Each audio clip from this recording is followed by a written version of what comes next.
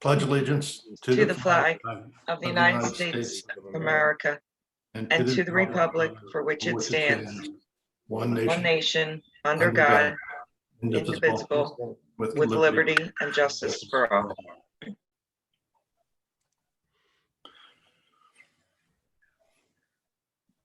So, Steve, the first order of business is electing officers. That is correct. So this is the beginning of the organization, the reorganizational meeting. So we need a nomination for president.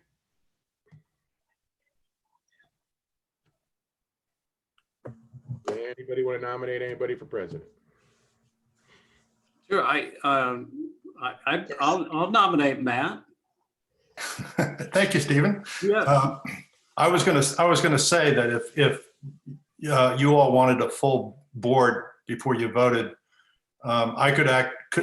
Is this doable, Steve? Could I act as the interim chair because I'm the vice chair now, and then have a full board vote before the next meeting or something? Is that, or I don't know. I don't know. What does everyone prefer? Well, Our solicitor. It is legally possible to do that. It's a little bit more difficult for staff to organize and get ready for meetings if there isn't a distinct chair to run agendas by. If there's 4 people that all want the same person, then there really isn't a reason to wait till next month unless you feel more comfortable doing that. So there's a wishy-washy answer. So we have Dave is on. So we have a motion for Matt to be elected president of the or chairman of the planning commission. Is there a second? Okay, we have a second. So we can call the vote. All in favor of Matt Golis being chair of the planning commission, please let us know. Aye. 5. Aye. I turn the meeting over to you, Mr. Chair. Okay, thank you, folks. Thank you, Matt. No, I'm happy to do this, and John Ward left big shoes to fill. So the first item on the agenda is the meeting minutes for. hold on, We got to do the vice chair. vice chair. Oh, sorry.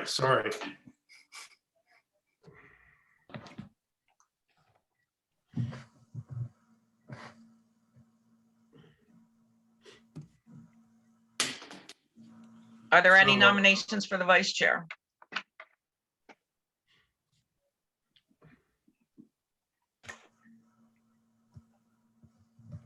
I nominate David Nat for vice chair. He's not here. No, he's here. I'll He's here. second that. I'm having difficulty with my computer.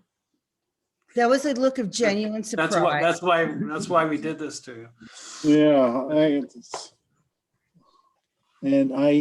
for some reason, I can't see everyone. Yeah, there he is.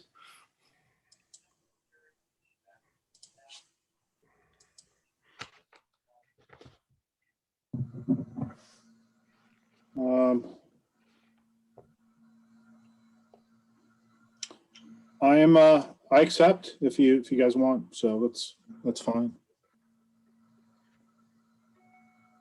Do we have to vote on this? Yes. I'll You need a second. You need a I'll second. second. for the vote? All in favor? Aye. Aye. Congratulations, Dave. Congratulations, Dave. Matt, you'll be receiving the emails. You can read them if you get a little tired. Tricia or I can read them, but they are going to come to you now. The public comment emails.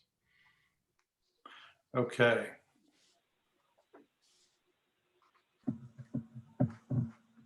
And they come by Gmail, Steve? Yes. Yeah, it's public comment at radnor.org.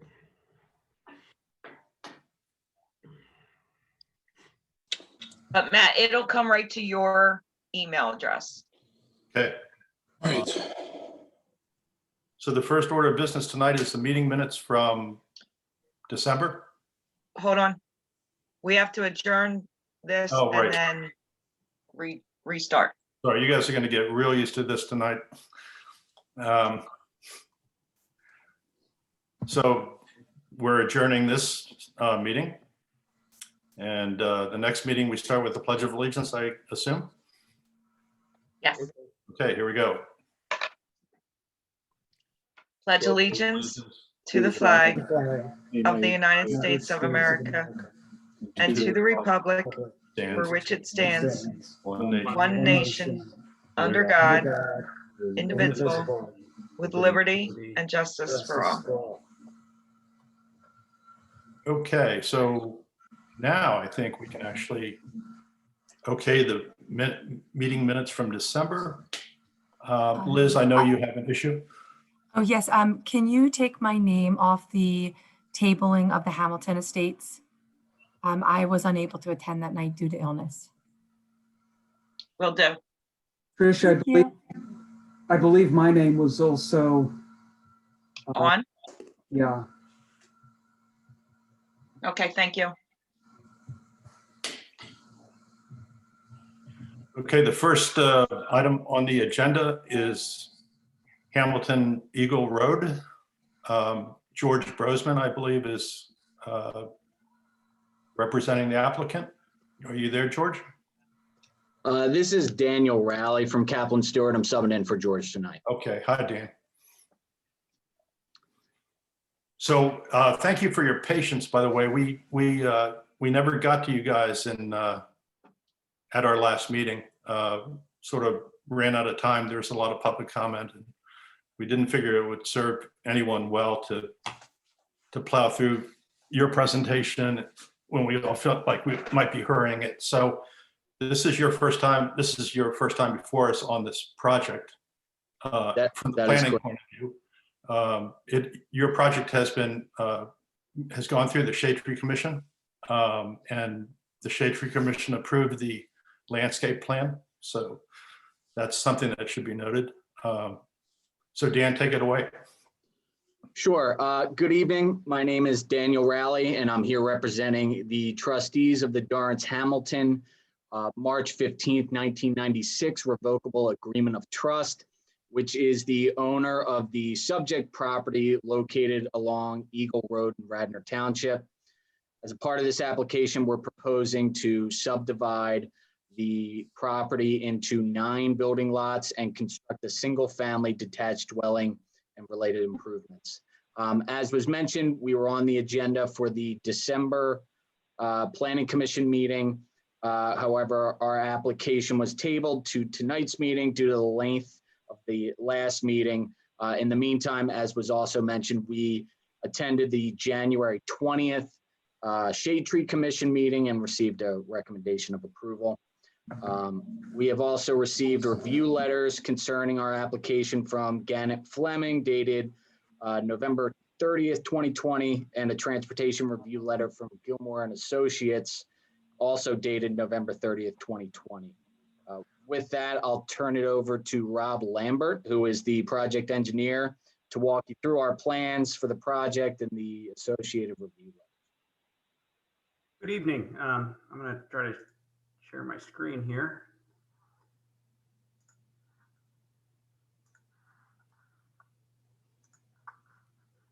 All right, can everybody see the screen? Yes. Okay, great. So this is the existing conditions plan. On the right-hand side of this page is Eagle Road, going from top to bottom. Across the bottom is Stratford Avenue. You can see the existing parcels at about 4 acres. Just to the top of the page here would be West Avenue. So there's a cul-de-sac coming off of Eagle Road. That is West Avenue. At the top, Lancaster Avenue is kind of down off to the bottom right on this page, but it's really an undeveloped site. It's about 200 feet wide at the front going back into the site. I will jump right to the proposed plan. So this plan is in the same orientation. You see Eagle Road, Stratford Avenue. You can see West Avenue coming in at the top. What we propose is a road coming in off of Eagle Road into a cul-de-sac bulb into the rear of the site, and you have 9 lots. Lot 1 is all the way in the back, coming out to lot 9 along Eagle Road. This does have a portion of the property that goes out to Stratford Avenue. There is no development proposed within that portion of the property, and that will simply be part of lot 5 when this property gets redeveloped. We have a sidewalk along the proposed road and also along Eagle Road. A few years back, there were 3 properties developed in a similar fashion along Eagle Road that do have a piece of sidewalk there, so we would be connecting to that same piece. The review letters that we have, we received the review letters. Most of the comments are all will comply. Many of the items are final plan items. A couple of ones that we would like to discuss is one was the Eagle Road and the width of Eagle Road. We've shown additional right-of-way for Eagle Road on our plan. There was a question about road widening. I don't believe that it would be justified in this location. It would make a Eagle Road an awkward road just having it widened in this small section. If you like, I'm happy to go through the various review letters with you, or we can open up if you have any initial questions. Obviously, this plan shows all the landscaping, the proposed street trees, and landscaping within the site. Rob, can you talk a little bit about the site itself? Because with both Hamilton projects coming before us, you know, there's a different feel in my estimation to each one, but can you just describe what the neighbors' experience is with the existing conditions and how this development will change that? Yep. So we went through a series of neighbor meetings actually with both properties, but we did talk about both properties when we went through those meetings. Some were pre-COVID, which seems like a lifetime ago, and then, you know, answered questions. I think a lot of the questions were focused on the other project and not this project. However, we did talk to some of the neighbors on West Avenue that commented, you know, about the property. A lot of them were about the existing trees on the property and the condition. I think subsequent to that, the property owners have worked with the township and done some cleanup on the property. But, you know, generally speaking, the property slopes from kind of Eagle Road back to the back. I'll use the other one. So it really slopes from Eagle Road out to the back. You can see the SEPTA Amtrak railroad lines in the upper left-hand corner. Everything kind of drains in that direction. I believe it goes underneath the tracks in that direction out the other side. But, you know, right now there is no development on the site, if that's what you're asking. I'm not sure if you had any more specific question than that. Yeah, Rob. I mean, I'm just wondering in terms of, you know, how, you know, people get used to having something in a constant state, and this was a woods in disrepair, obviously. But, you know, I would assume that there'd be some, or is there some concern about runoff with the development going on like this, where this is, you know, in essence, this is a catch basin right now for stormwater. Actually, it wasn't described as a catch basin to us. It actually was described that it generated runoff, you know, Okay. uncontrolled runoff coming off of it. Okay. We do have an extensive series. You can see dashed on this plan. Basically, each house has 2 stormwater basins, one in the front and one in the back, going all the way down. So we do have an extensive stormwater system proposed for this site that will also control the proposed road. So you will hold water on the site? Correct. We'll infiltrate. We've done testing, and we'll infiltrate that water back into the ground. Hey, Rob, could you please, excuse me, could you please just touch on any of the ones you don't feel you will, any of the comments you will not comply with or cannot, however you want to term it, as well as any waivers you may be seeking? And if we get down into the stormwater technical comments about an invert, we can skip over Yeah, that. we'll skip through. So we can, you know, I'll just to quickly go through the the review letters. This is the Gannon Plumbing review letter from November 30th. So just the ones you're not going to comply with. We don't need to go through each one. I believe we will comply for everything. You know, there's some interpretations about, you know, the way the ordinance written, it says, you know, the township may require something, but it doesn't necessarily require it. So in that instance, I don't think we necessarily need a waiver. It's just, are you going to require something or not? Well, why don't we discuss the Eagle Road right-of-way item that you brought up originally, just so the Planning Commission has a context in what you're talking about as the required right-of-way and the road widening. Yep. So I will use this plan.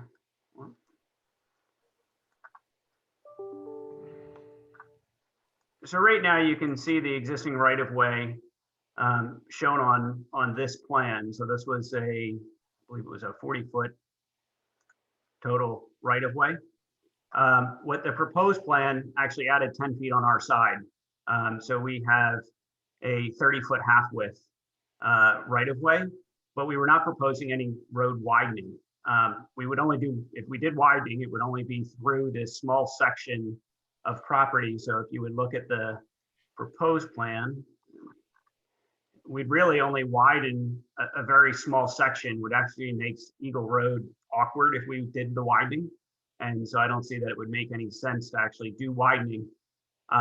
In my read of the ordinance, it's not required, you know, because Eagle Road is an existing road. We're not creating it.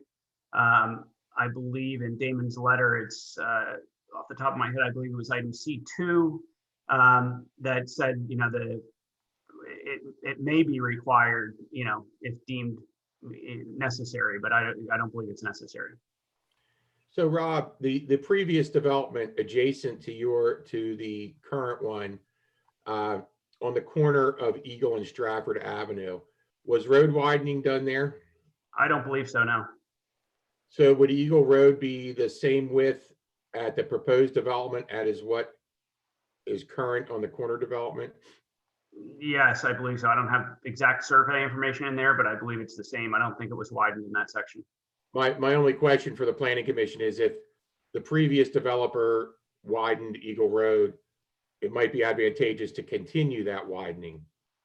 But I will check. I have to look at that in the field also. Yeah, and I believe that they didn't even grant the additional right-of-way because there's a garage structure that's right up to the existing right-of-way on that property. Yeah, that's correct, Steve. There was no widening done as part of that development. And again, as Rob just mentioned, if he can zoom in a little bit, there's a garage right up against the right-of-way line on that existing lot. So you wouldn't be able to widen the road adjacent to that property line because it would go right into that garage. Yeah, I don't even think they gave the right-of-way. You can see on this plan where we're actually giving the additional 10 feet of right-of-way. Roger or Damon, are they offering the appropriate amount of right-of-way? It's less than what may be required by the Board of Commissioners, and that's what Rob was stating, that the ordinance says the commissioners may require, and they're offering 10 feet, and Rob, I believe 20 is the maximum that they could ask for. I don't have that in front of me. Yeah, I would go back to your review letter here. Give me 1 second. Yeah, I think it's Maximum will be 24 half width, Roger. It would be a 40-foot half width on the right-of-way. right. And we were proposing 30.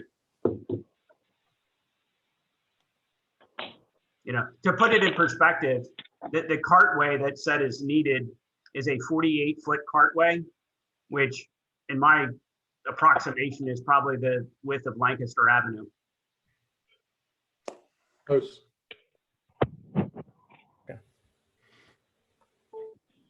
Plus, we have some limitations with the bridge down below. So can I, Steve, how does staff feel about this? I mean, like, you brought it up, so you. And I really just brought it up so that the Planning Commission is aware, Mr. Chairman. I wanted to make sure they know of this situation. And I am fine. I think that would leave us if we did do some public works project along Eagle Road, and I'm not anticipating anything, but I'm thinking, possible someday storm sewer or something. I feel the right of way they're providing would allow us to do that. If it got so extensive that we required easements, that would be different, but I believe that's adequate. Okay. Is this project going to be served, would this development be served by Radnor in terms of trash and public works? Well, the last time we spoke, Rob, this was going to be kept a private road with an HOA. We would offer for dedication. If the township didn't accept it, we would have it as a private road. So we discussed the last time the porous paving, correct? It was discussed. It was mentioned. I believe there was commentary that the township wouldn't want porous paving. That's, as far as I understand, that's been withdrawn from the stormwater report. That wasn't included. Okay, so then and that was our concern, Matt, that's a very high maintenance item for a road.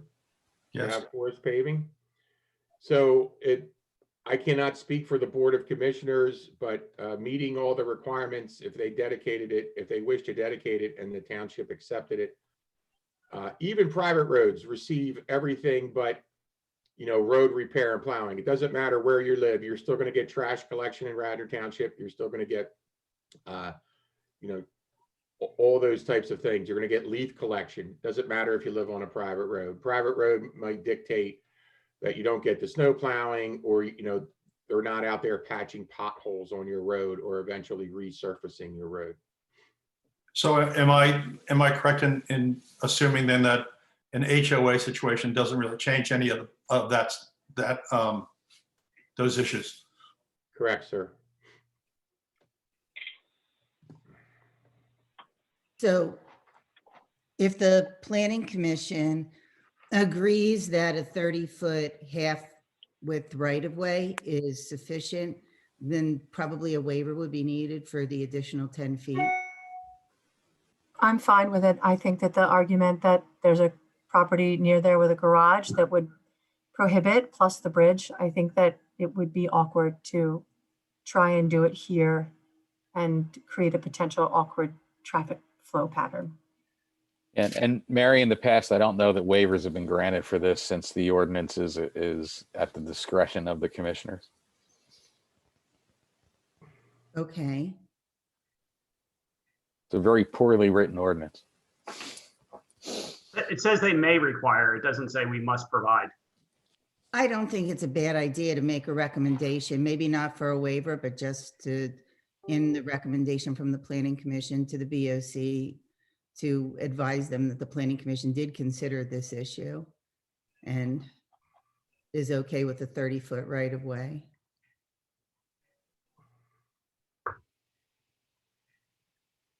If that is indeed the case.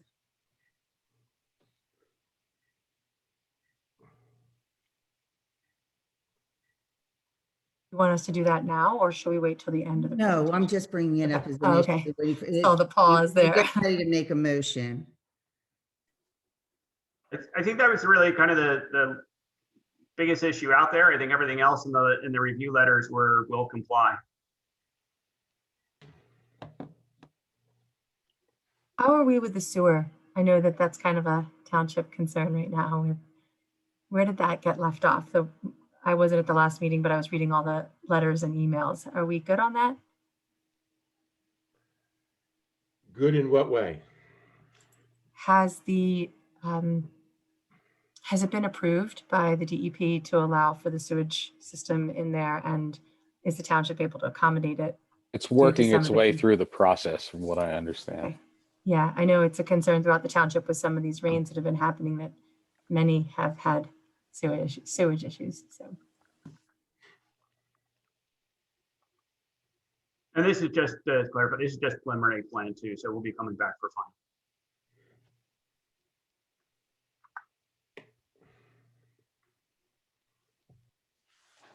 How, any other commissioners have thoughts, feelings about what we're hearing tonight. I just ask one quick question in relationship to the other development that came before the commission last meeting. Has there been any study on the increase in traffic on Eagle Road, particularly at the impact of the intersection of Eagle and Lancaster Avenue? This property did not do any traffic study for 9 units. What about for the township? I mean, is there, Steve or anyone else, is there any concern of the additional traffic once both projects get fully developed and occupied? So Dave, not for this project, as Rob had stated about the traffic study. The other project, there is a traffic impact study, which we are, Damon is reviewing for us, our traffic engineer. Okay. So that itself is coming, will that come back to the commission? Or how will that work if there is an issue or? So I believe the other property was just before us for conditional use. Yes.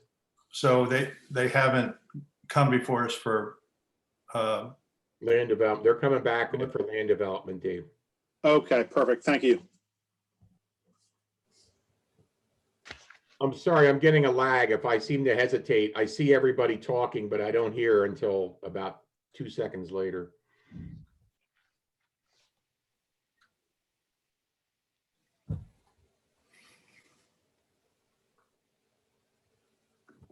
any other commissioner comments?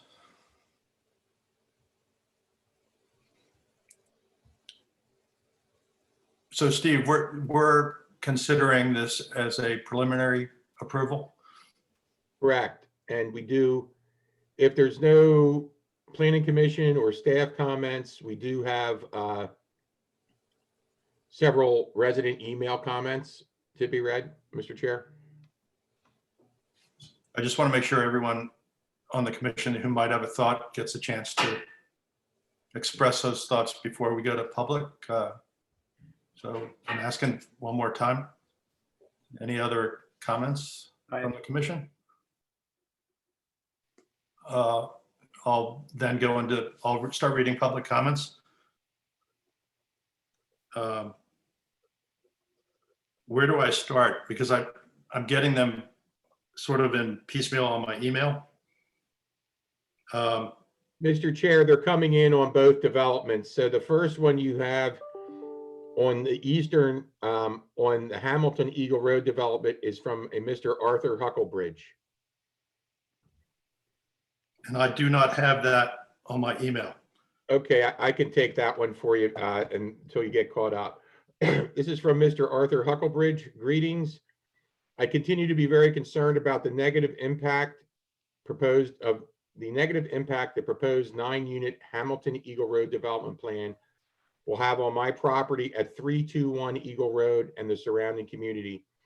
The only access to this development is the proposed road adjacent to my property, and I foresee traffic lined up across my front yard and along my side yard.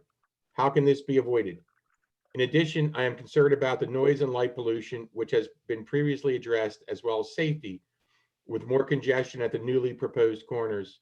I would prefer that there be a greater setback between my property and the entrance road. I support the proposed barrier of tall bushes and trees to be planted at the property line with their current fence removed. Flooding is already a concern in the area, and I, along with other residents, am also worried about further burdens on our old water systems. Thank you for your consideration. Beverly Sue Cap Hucklebridge. All right, I have Cynthia Hanson. Yes, sir. That's the next one. This email regards stormwater runoff from the planned Hamilton Estate Eagle Road development. I'm extremely concerned about stormwater runoff, construction, and the increase in impervious surface that naturally accompanies it, greatly adding to the stormwater issues. As I understand it, the stormwater basins created for the new homes will essentially collect the water and it will slowly seep into the ground. My property is located north and downstream of the proposed development. As the water will slowly seep into the ground, my property becomes a development stormwater basin. This will destabilize my soil, lead to sinkholes, and adversely affect my home's foundation. My home was built almost 100 years ago, and I would like to see it stand another 100 years. Please see attached pictures from a recent storm. The first illustrates the runoff from the property. The second shows the river of water created from it. I can also provide videos of the water runoff. This has been a problem since 2008 when Mrs. Hamilton cleared trees and brush from the property. Prior to that time, I had no water runoff problems. I have emails from Dan Malloy, who was the Radnor Township engineer at the time, documenting attempts to have the owners address the problem. He was told the property was to be seeded to create a meadow. This, as well as other requested actions, were never addressed by the owners. In fact, since the trees and brush started being cut in 2008, the erosion has been quite severe. As can be seen by the fence abutting my property, the ground level has dropped at least a foot. It seems to me that the property should drain into a storm sewer, which is used for the express purpose. Alternately, the project should be required to direct water to the creek on the other side of the tracks, not into or through my property. I'm afraid if no action is taken by this commission to address this issue, our neighborhood will lose a 100-year-old piece of history, and I will lose the home and property I've lived at for 29 years. All for something that was preventable. Respectfully, yours, Cynthia Hanson. I have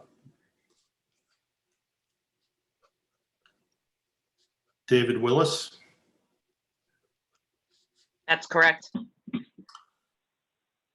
The contour lines on the development plan, see sheet 2, existing conditions, make clear that a 25+ foot drop exists from Eagle Road to the opposite end of the site. The current natural grading leads to significant runoff concerns for both the construction stages and the final project. During construction concerns on sheet 7, sediment and erosion control plan step 4 equals construct road. When will the stormwater systems be installed to collect the runoff from this additional impervious surface? Further, while construction plans seem to address sediment and erosion, they do not adequately correct for the actual increase in water runoff that will result from construction. What is being done to minimize the safety or to minimize or safely divert the extra water runoff? After construction concerns on sheet 5, post-construction stormwater plan, there are 16 storm inlets. Are they only connected to infiltration beds, or is there a location for overflow to go to? And what is the design to handle the excess water when the flow is too great for these inlets to handle, such as a quick rainstorm or tree leaf debris blocking inlets, or icing conditions that may block some inlets? It would be errant to assume the inlets will always function as designed. So where have you designed the water to go after they fail? Sincerely, David Willis.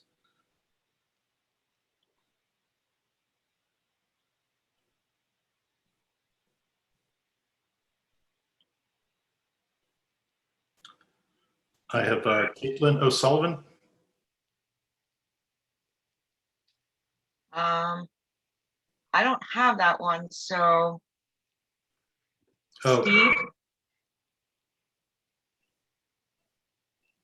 came in at 6:20. I guess I'll read it. Ms. Sullivan, the only one I have from her, she was looking to have party status. And she was Yeah. informed that to do so, she just needs to send an email to publiccomment@radnor.org. That is Okay. how all the public participation is being handled. So the next one I see is, Mary Beth? yes. My name is Mary Beth Turanian, and my property borders this proposed development. I live at 404 West Avenue and have lived in the Wayne for 30 years. The proposed area used to be a dense wooded area until the Hamilton family bought the property and cut down the smaller trees and bushes. Since then, trees have been cut down regularly over the years, so now there are not many trees left. I have some questions and concerns. Lighting. Why are there so many streetlights proposed? West Avenue has 13 homes and no streetlights. We would prefer there to be no streetlights. 9 homes will create enough light. They won't need streetlights. Eagle Road is the most narrow, most narrow directly in front of the development. There are broken mirror pieces on the road. Cars hit the telephone pole there because it is so narrow. The road would be widened wherever possible, or should be. widened wherever top. The proposed development slopes toward West Avenue. How tall would the curbs be in order to ensure that any water runoff from the new street, sidewalks, and homes would not drain toward the backyards of the homes on West Avenue? Why would you not require more right-of-way for this development when the right-of-way on West Avenue is 50 feet? Other streets, it is 40 feet. Mary Beth Rainey. That's all I have, Steve, for this development. Yes, sir. That is all I see also. That's all I see.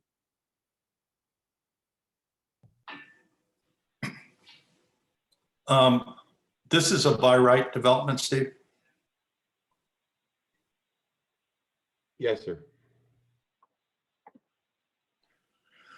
Well, I've been by the site. The Shade Tree Commission visited the site and I saw it then.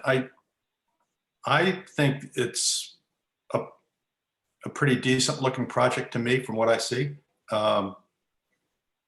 It's the wooded area that is the present existing condition site is just dead trees. So I understand that neighbors see this as they may see this as almost a park-like setting for them over time, but I don't see any, based on what the staff and what the Delaware County Planning Commission has said about this, the traffic doesn't look like it's going to be gigantically impacted. I think we should, well, is anyone interested in making a motion to approve the preliminary plan?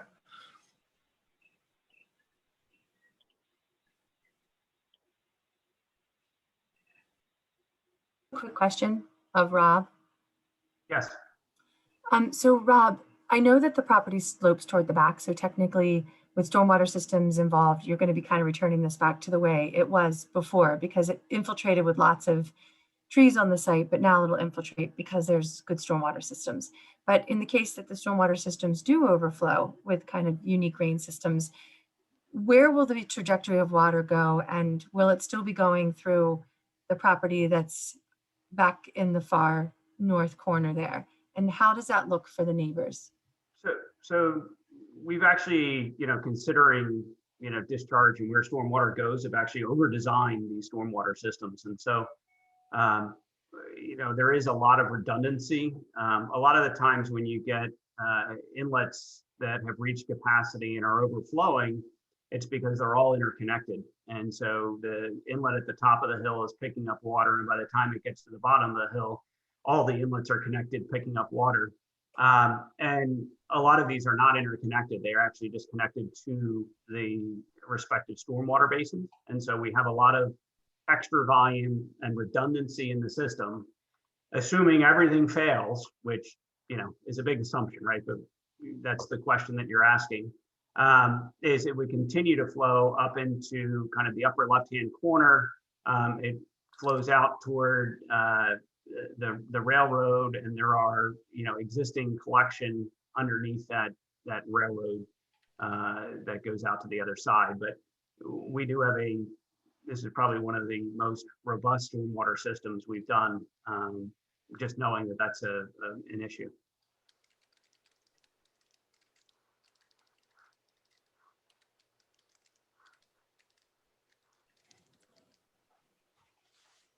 Roger, it seems like the stormwater concerns are from the neighbors and from the commission are sort of winning the day here or leading the charge here.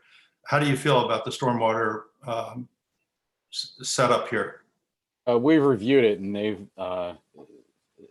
they comply with the ordinance to the point where you see in my letter in your packet, there's a number of comments we had, but none of those comments are anything where they cannot meet the ordinance. A lot of that is housekeeping stuff and cleanup comments. And we've worked with the applicant and their engineer almost from day one when they came in with this project prior to their final designs here. And for all intents, they comply or will comply with the ordinance. Thank you.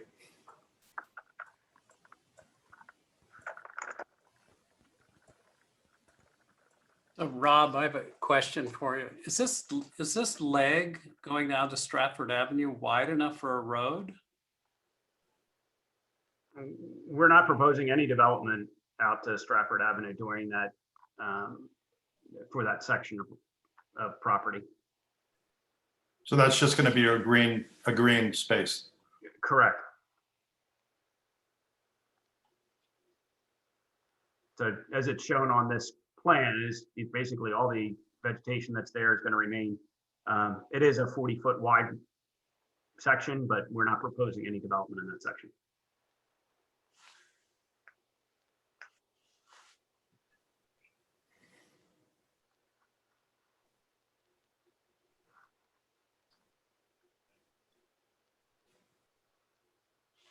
Okay.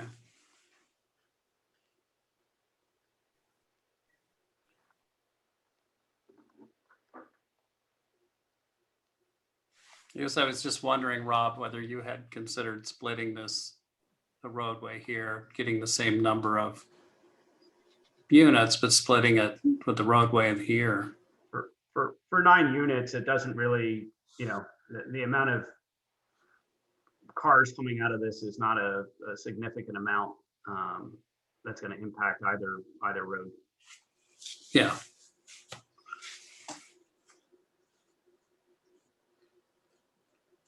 Okay.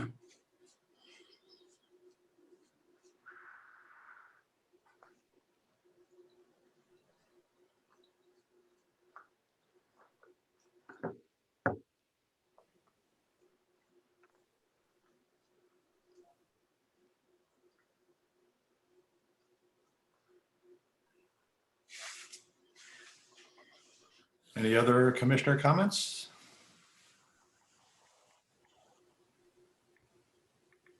Does anyone want to make a motion?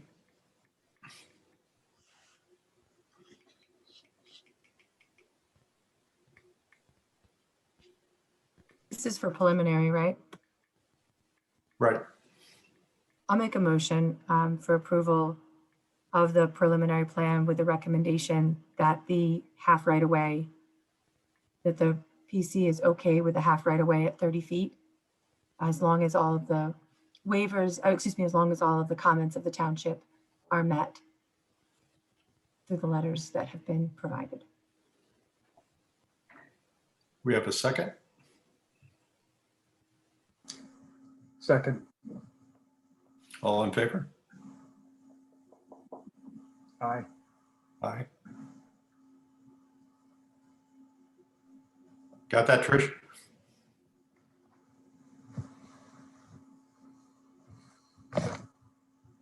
I don't see everybody. So was that a yes for all?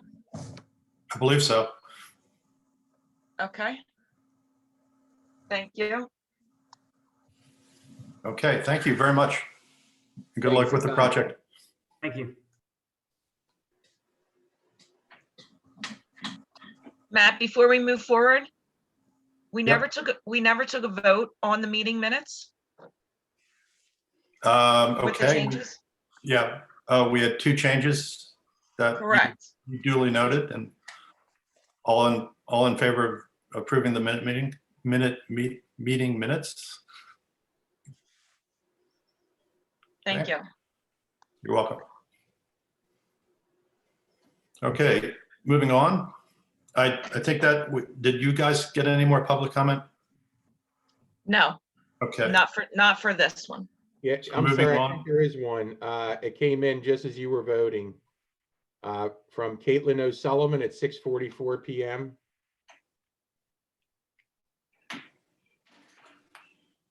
I got it. Okay.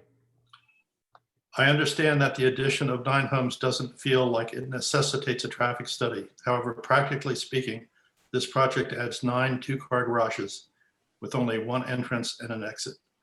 As a result, all cars must take either a left or a right on Eagle to get out of the neighborhood, which inherently increases traffic by up to 18 cars multiple times a day.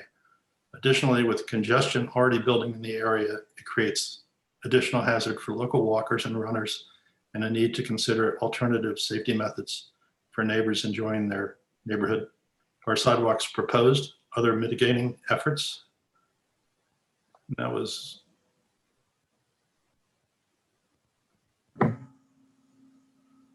I'm sorry, I don't see a last name for Caitlin. Oh, Caitlin O'Sullivan. Okay. So the next item on the agenda is Eastern University. It's two parts. The first part of Eastern University Radnor Street Road project is a zoning, a requested zoning change from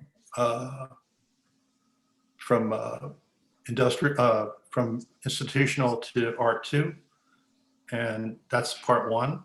And the second part of the Eastern plan is the development of, I believe, 21 single-family homes on what is now a parking lot that is owned by Eastern. And Dave Falcone. Matt, how are you? Is presenting. Hi, I'm good, Dave. How about yourself? I'm great. Just so everyone knows, I mean, where we left this, the last meeting was you guys were bringing us up to speed on both the zoning change and the plan development, and you fulsomely went through the both parts. We tabled this at the meeting based on, I think, the fact that there were a lot of questions that we felt we didn't have specific answers to, and you said that this was your first time in front of us for this. The way I look at it is the first issue we deal with is the requested zoning change. I think, and because we know that the developer won't go through with the project if the developer doesn't get the zoning change. So we understand that. And then I think where we left the plan development was I think as a group, we liked what we were hearing. Generally, I think we got a barrage of neighbors' comments, and we were concerned that the neighbors may feel like they weren't in the loop. So I think we asked you all to do some due diligence with neighbors and find out, what their concerns were and discuss things with them. And my understanding is you have done that, but it would be great to hear what you've done.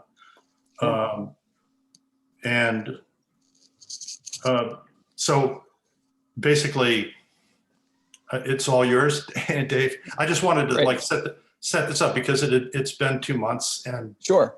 So Sure. Well, thanks, Matt. I guess first things first, you had introduced it. We are limiting to 20 homes, and that's a very important thing to consider. But this is really just another step in the process for us here. We do not anticipate seeking approval tonight. We are coming back again before you guys. This is really just, we wanted to check in, let you guys know what we've done so far. And we do anticipate having to come back to you again. So just to kind of set the table for what we're looking for tonight, it's again, just more feedback from the Planning Commission. We've addressed the plan based on your comments, additional neighbors' comments, and we're continuing to be responsive to that. But I wanted to kind of allay any fears that neighbors may have, or even the Planning Commission, that we're asking for approval tonight and we're trying to push this thing through. That's not the case. My clients, this applicant, is a very kind of slow moving, making sure we check all the boxes here and making sure that we're being responsive, not just to the township, but to the neighbors. So we'll be back. We appreciate that, Dave. But I will say that this has gone before Shade Tree. And it has received Shade Tree approval and a John Alderson landscape plan that was actually very impressive. The other thing, though, my other question, though, would be, do we want to deal with the zoning issue Sure. as a separate issue? And this is a question for the commission and staff. Do we want to vote? Do we want to make a decision on the zoning request, irregardless of what we're going to hear tonight, based on the planning? So, I mean, in my mind, they're two separate issues. Let me frame something a little bit. So there's some information out there, and I think there's some concern with some of the neighbors, Matt. So, and it really surrounds not just the development, but the map change.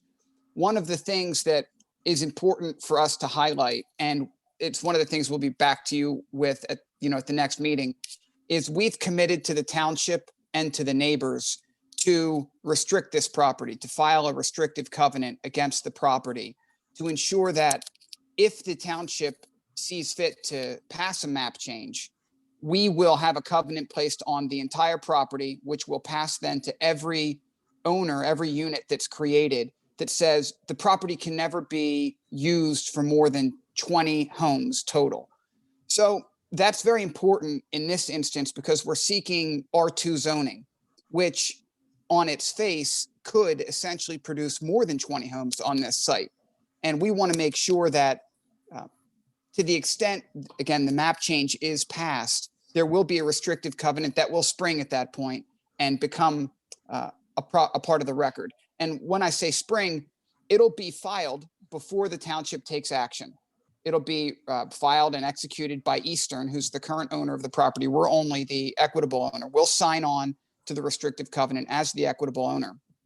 But the covenant will say this property cannot be used for more than 20 residential homes, no matter what, provided the zoning is changed from PI to R2.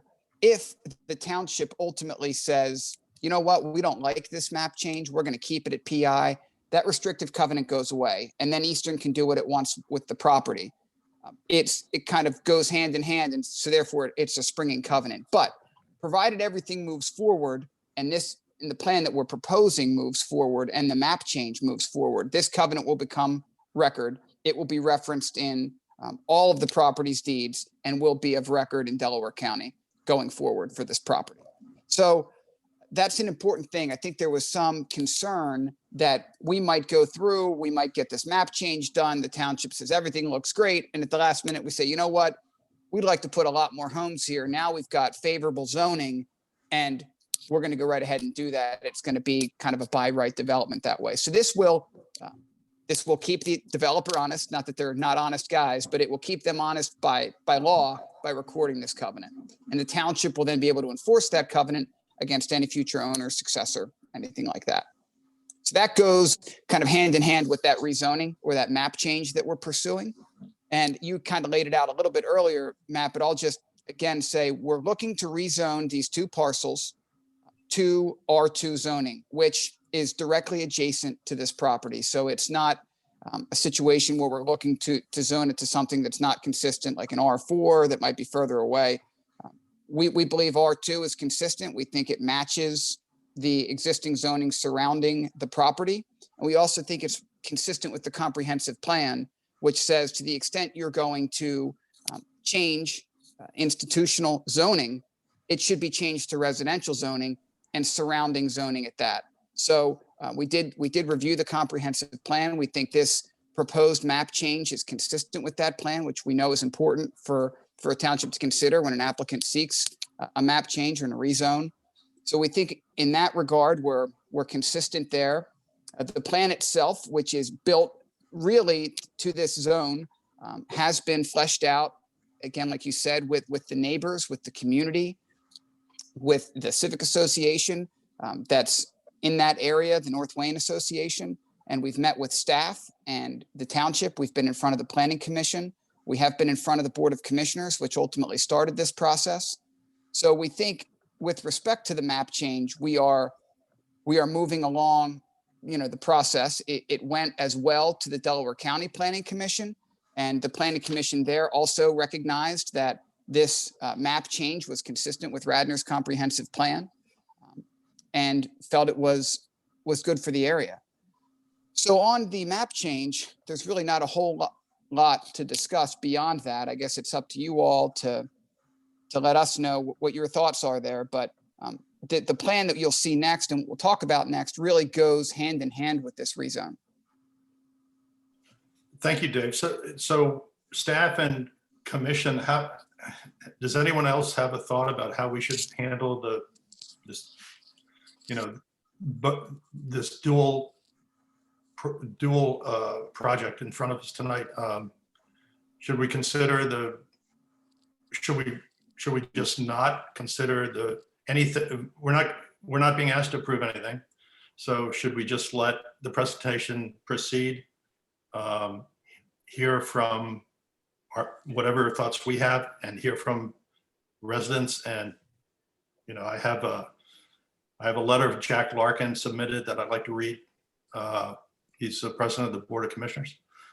How should we proceed here? I just don't want to bull my way through this. I mean, So you're not asking us to vote on anything tonight? We are not, Stephen, no. Okay, all right, thanks. So Matt, do you have more of your presentation, David? We do. So we have more on the plan, Stephen, but I'll also note on the restrictive covenant, and I should have added it. This restrictive covenant will ultimately be submitted in the next probably week to 2 weeks to the township. We plan to share it with the neighbors as well, so that everyone will have an understanding of what it is. We'll get feedback on it, and we'll draft it to the extent there are comments to address concerns the township may have or the neighbors may have, to make sure that everybody feels comfortable that, the 20 homes we're proposing, there will never be more than 20 homes, whether we're the owner of the property or not. Mm-hmm. So it sounds like that really the concern is not so much with the zoning change as it is the number of homes. Is that my understanding? Because that's what I'm reading. Right. So, yep, Elizabeth, it is. So people were very concerned that we would seek this rezone to R2 and then come back at a later date with more than 20 homes, which is possible by the R2 nature of the zoning district. But from our perspective, that's not the intent. We wanted to allay all of those fears. And the best way to do that was to record this restrictive covenant, to address that kind of head on, make sure it was of record, it would be recorded, and it would pass, with the deeds kind of down the chain of title. And then the township would have the right to enforce that restrictive covenant so long as it existed. So Dave, I absolutely trust what you're saying, but how do the other attorneys in the room feel like they agree with these covenants work this way? I don't know enough about it myself. There's an equally effective way, and that is what you're already doing, is letting the preliminary plan run parallel with the zoning ordinance amendment, so that you in essence know what you're getting if the zoning ordinance amendment's approved.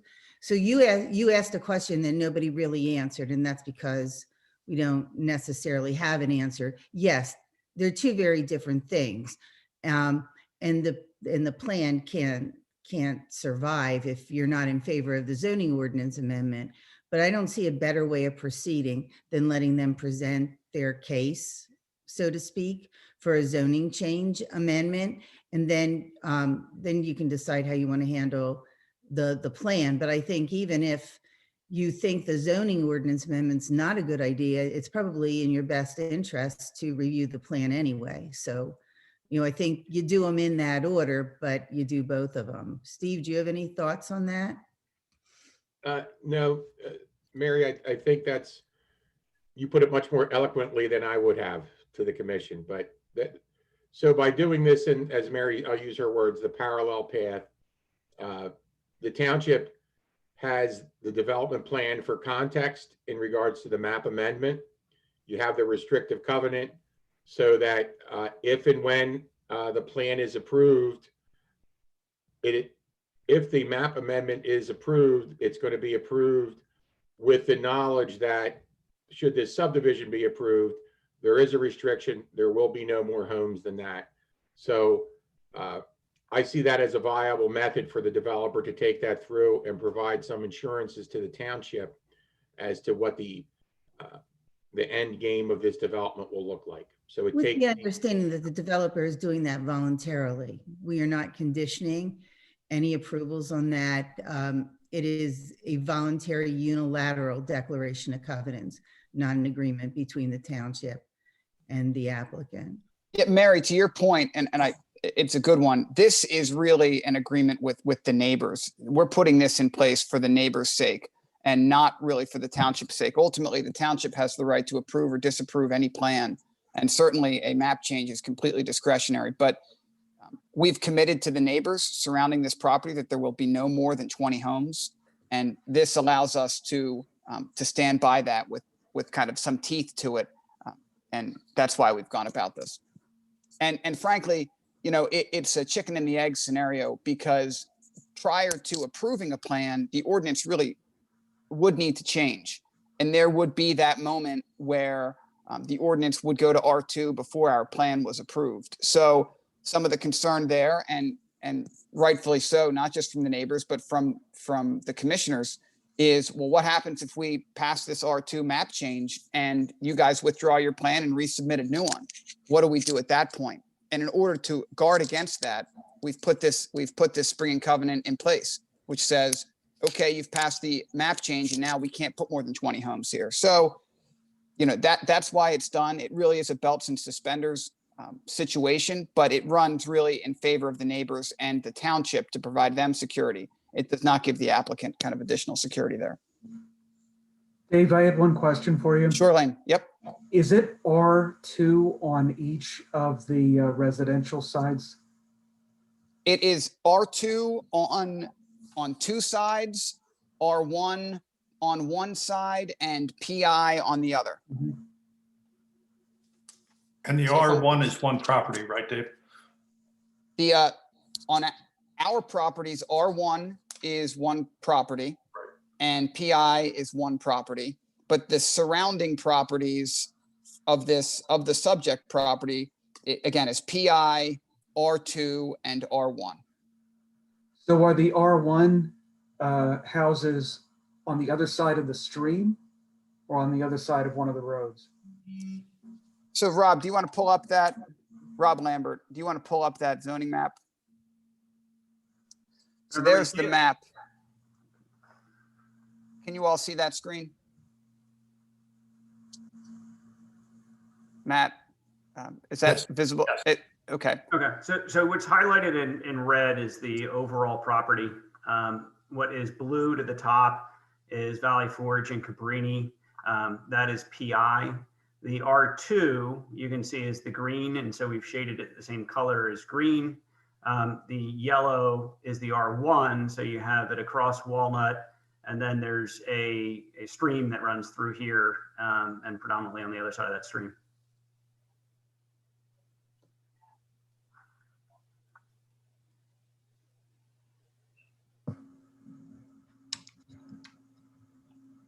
And what you'll see in the development is that this is beech tree that runs through the R2 that really just is going to extend into the property to really formulate this development. So Rob, your parcels by and large in this development will be the same size as the R2 parcels to the left? Yes, there will be, some are similar size to the R2. There are also larger parcels, and I'm happy to pull up the development plan if you want. We can take a look at that. So this is rotated 90 degrees. And so Radnor Street Road is across the bottom, Walnut is up the left, and Beech Tree is really, this is just the extension of Beech Tree to create this cul-de-sac. And so this is the landscape plan. And you can see, let's see here, lot 16, 17, 18, 19, you know, those will be much larger lots. What we've tried to do, and Matt, you heard this at the shade tree, is this whole plan was really designed around tree preservation. You can see the circles here are showing existing tree canopy, and that existing tree canopy is really the more mature tree canopies up along Eagle Road, and then it wraps around into where the stream is. The rest of the site has, a large parking lot existing. If I flip to this one, so this is the existing conditions plan, same orientation as the last plan with Radnor Street Road on the bottom, Walnut on the right, Eagle on the left. Again, you can see the existing tree canopy that we're preserving. What is roughly in the center of the page is a large asphalt parking lot. And then there's a series of homes that are dotted around the property. And this property has been developed and redeveloped over the years as an institution. And what we were doing was preserving those trees, obviously adding to them and nestling in the houses. Some of the lots, in order to achieve that, are matching the R2, but then we also have some that are well exceeding that requirement.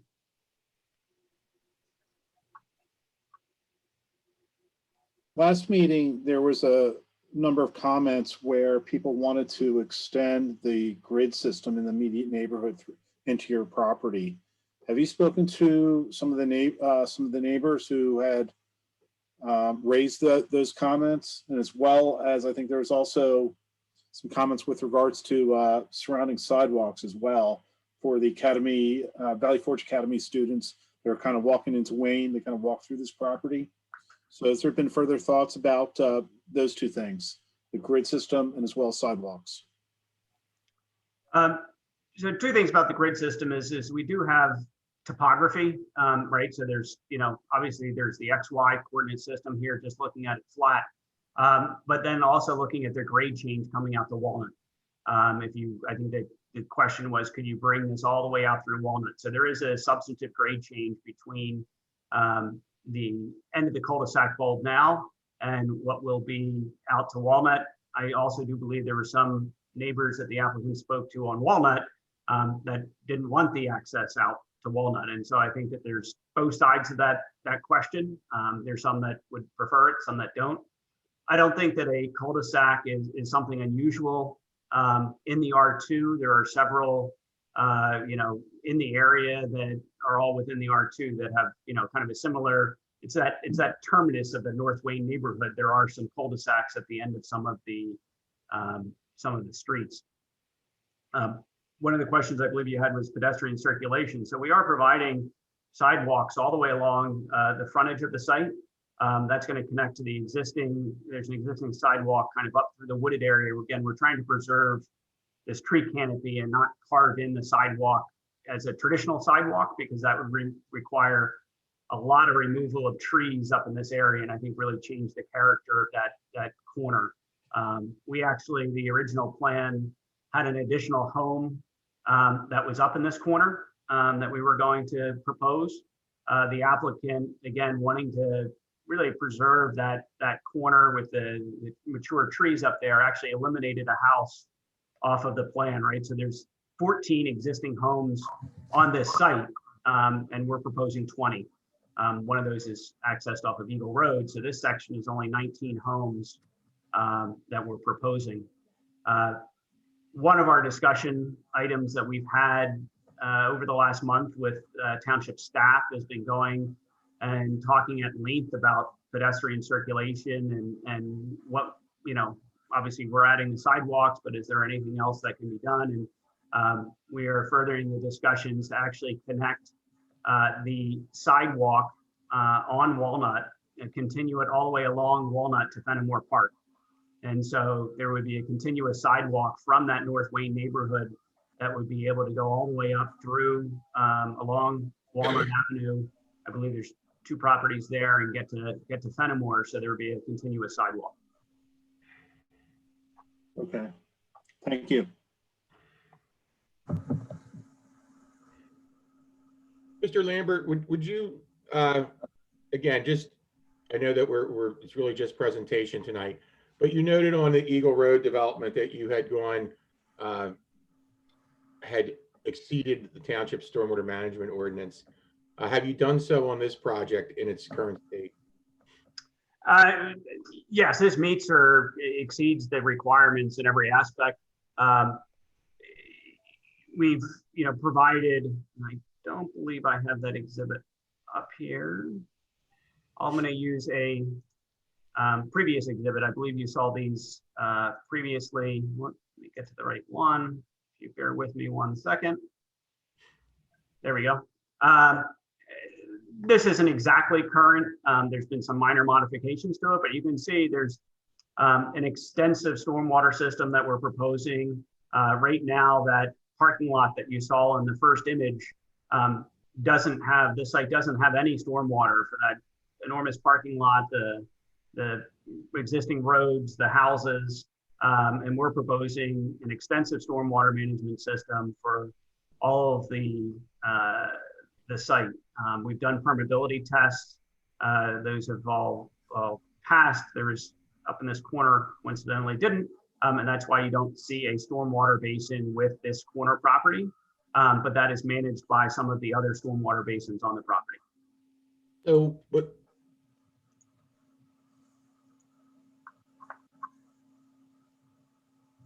I think we froze Steve. Oh, there you're back. can you hear me now, Rob? Yes. So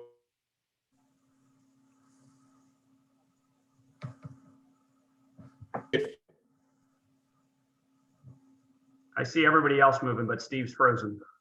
Yeah, Steve's frozen. We lost Liz. She can't even get back in. I just finally did. Sorry, it's just Oh, gets there you kicked go. off every once in a while.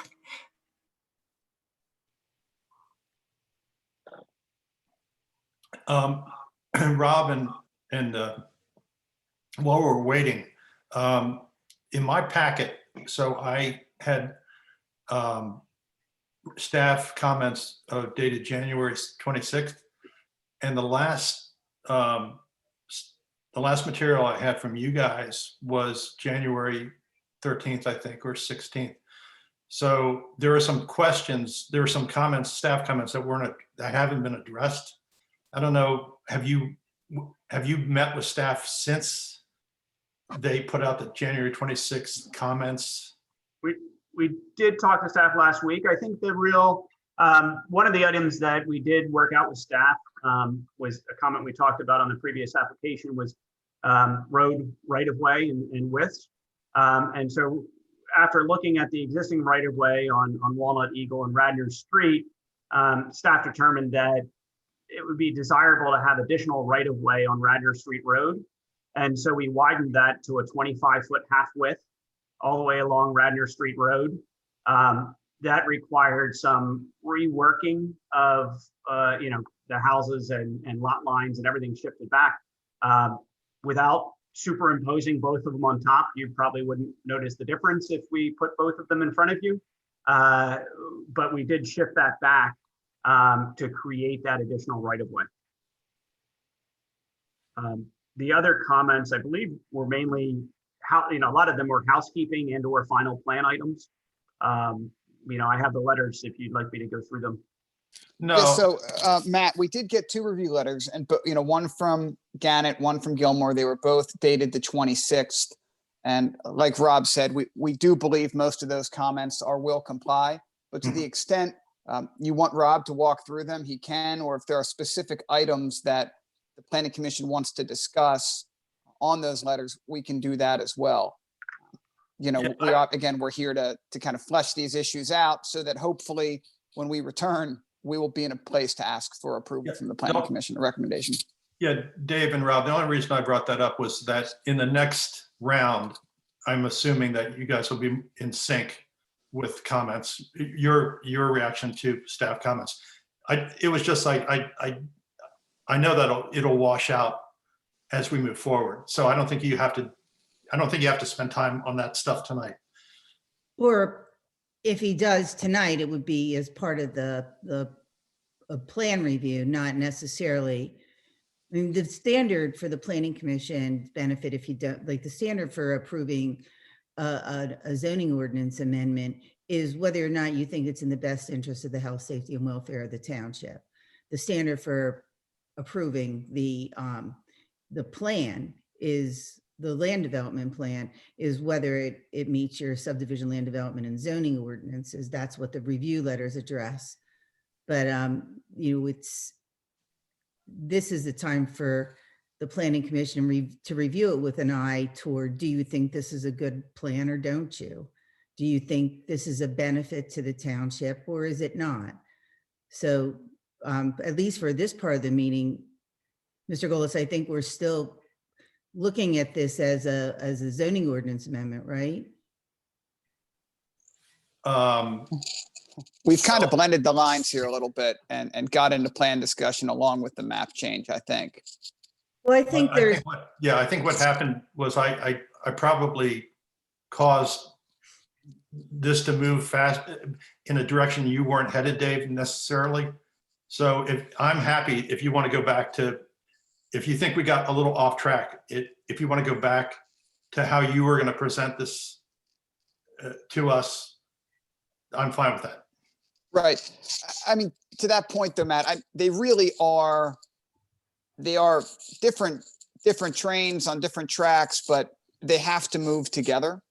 And so discussing them together makes a lot of sense because I don't think they survive independently of one another. So considering the map change along with the proposed development is a good way to do it, is a good way to talk about it because it frames for the planning commission and ultimately the township what we're proposing, what we're seeking the map change to do. And this is it. You know, the plan you see that Rob walked through, that your consultants have reviewed and that we've shared with the neighbors, that's all part of this process. I'm happy with that, Dave. Great. I can't speak for other commissioners, but I'm happy. I'm happy with that confluence. So you guys, we're still going, right? You still have more to say here? We do. So a couple of things that I'll highlight, and then I'll just turn it back to Rob quickly to the extent he wants to address anything specific. But I know Rob mentioned the sidewalk and taking that sidewalk along Walnut all the way to Fenimore Woods. That has materialized relatively recently in discussions with the township, and along with that comes a pedestrian crossing for the creek there to get them off the road. And those are all things the applicant is committed to doing. We understand that circulation is important and providing that circulation down to Fenimore Woods helps the situation. So that's something we're prepared to do. We also, wanted to address some of the other concerns that we heard the last time we were in front of the Planning Commission, and that had to do with some of the setbacks with respect to the homes along Walnut, as well as the cul-de-sac moving to create kind of better flow coming in from the neighboring community. So we've addressed both of those, and Rob will specifically highlight that, but we have attempted to be responsive. And again, we did go back to the NWPA and we met with them again to make sure that what we were doing was consistent with what they understood we were doing. And the feedback we've gotten from that protected association has been very positive. We've stayed in contact with the commissioner, who again has been passing our information on to his constituents through his updates and collecting feedback there as well. The information we've gotten from Commissioner Larkin has been that the feedback he's gotten has been good. This applicant is very much aware and interested in collecting all of that feedback. Now, it would be impossible to make everybody happy, and we know that, but we are trying hard to address all the comments that we can. And to this point, we think the feedback we've gotten has been good.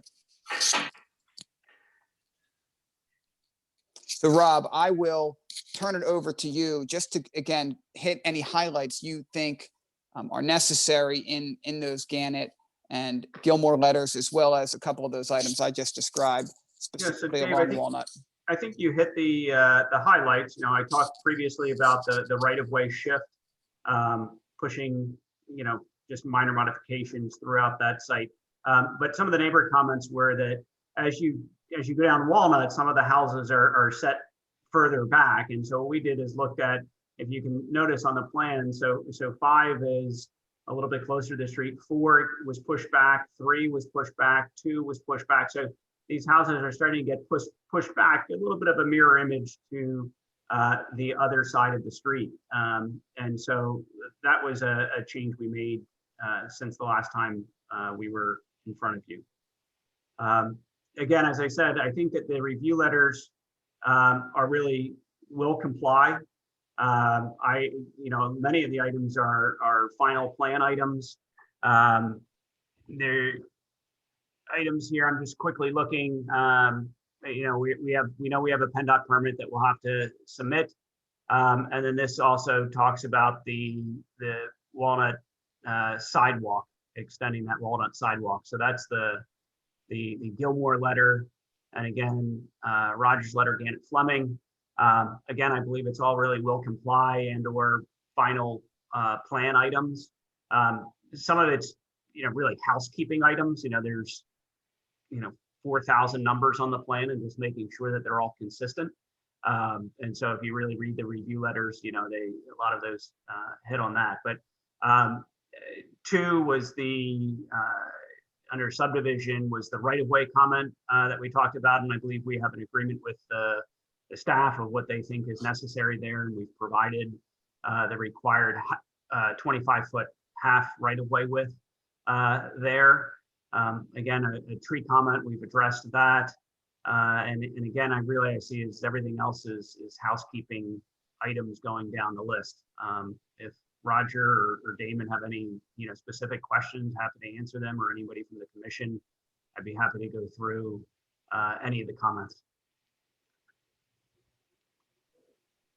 And then Matt, just to kind of piggyback, I know you mentioned it earlier, but I think it's important just to reiterate, we did appear before Shade Tree, and the plan was reviewed there, and we got very positive feedback from the Shade Tree on the plan that we were presenting at that point. Yeah. The Shade Tree Commission was we don't always see a landscape plan this good. What's the public access to this development? What does that entail? In other words, can people walk down the cul-de-sac? Yes, we were not. It's meant to be a publicly available. We were going to offer this for dedication. That we would have a sidewalk going all around it. It's open to the public. And is there any other part of the property that the public would have any access to? We've talked about having a wood chip trail along Eagle Road. And the details of that are yet to be worked out, but that could be possible up along Eagle Road. And would that be on grade pretty much, Rob? Yes, that was the intent, is working with the existing vegetation up there. We don't want to have to remove anything to put anything in.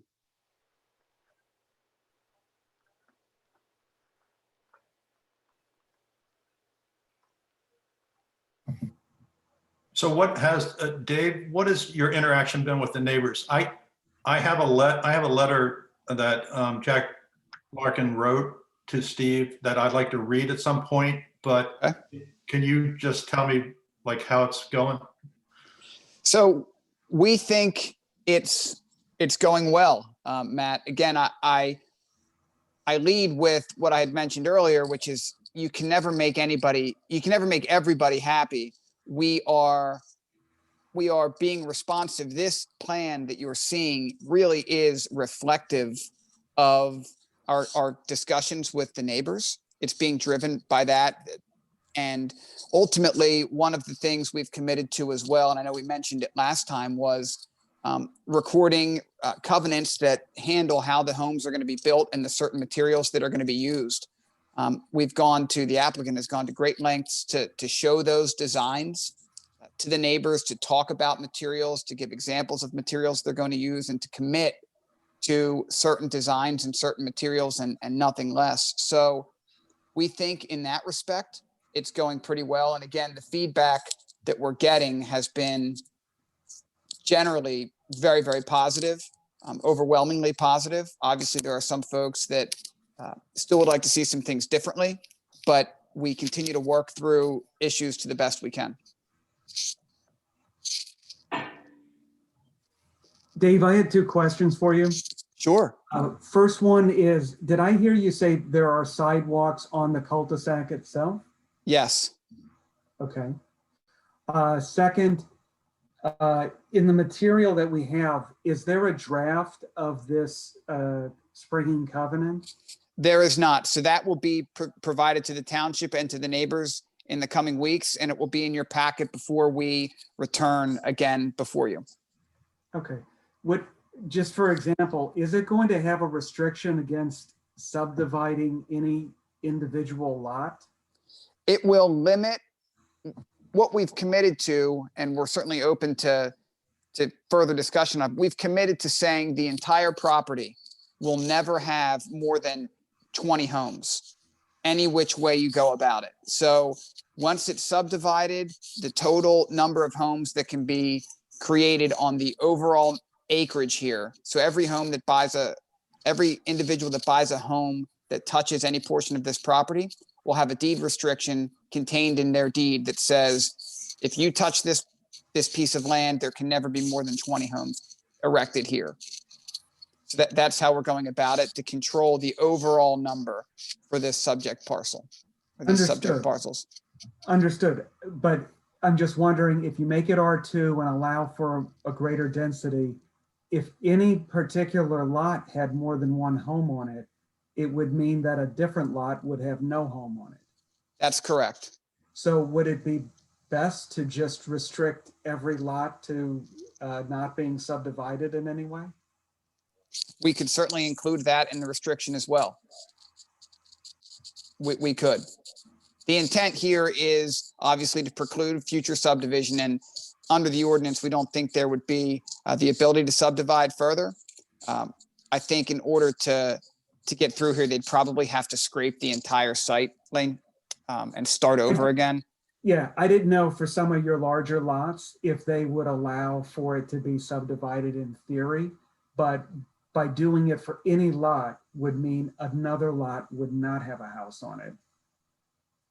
Right. So I think that's a good add, and I think it's something we can put into the restrictive covenant, that lots can't be further subdivided. Okay. And I think, just to answer your first question about the sidewalk, to be clear, is so we're proposing sidewalk along Radnor Street Road, basically from this tree in the bottom left.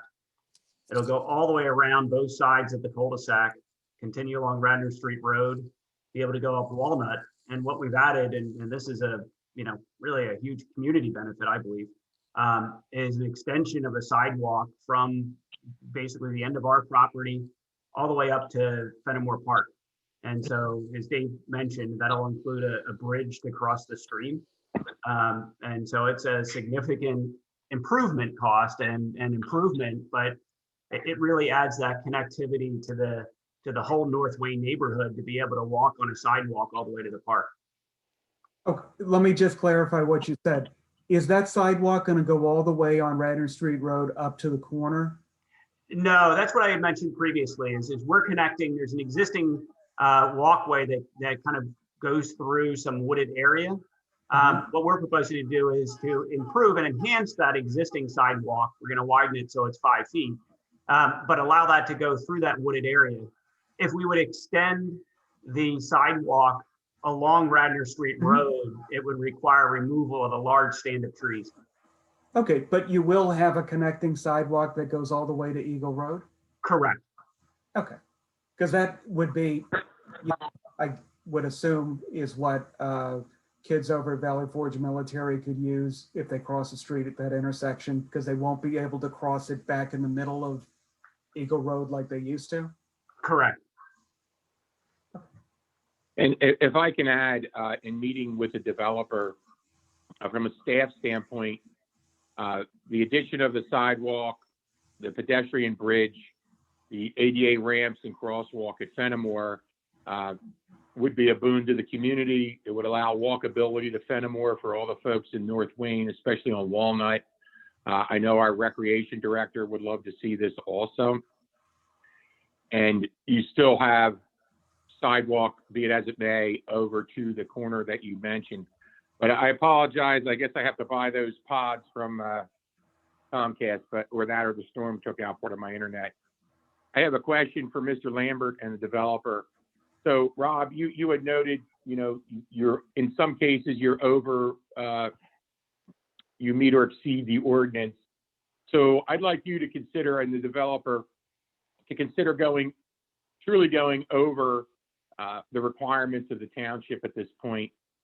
We know the problems that exist in Wayne, and for the betterment of the community, we'd like you to take a look at possibly the use of some BMPs outside of what you've provided for the stormwater management ordinance, whether it be porous concrete for the sidewalks or some other item. So I'm not looking for an answer tonight.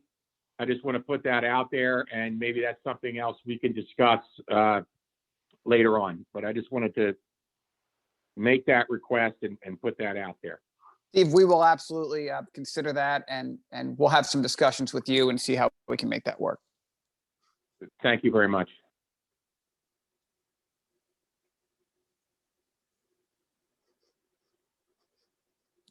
Rob and Dave, have you pretty much run through what you need to cover, or? We have, again, we're here to listen and to take some more direction from the Planning Commission, if y'all see fit. I'd like to read a note from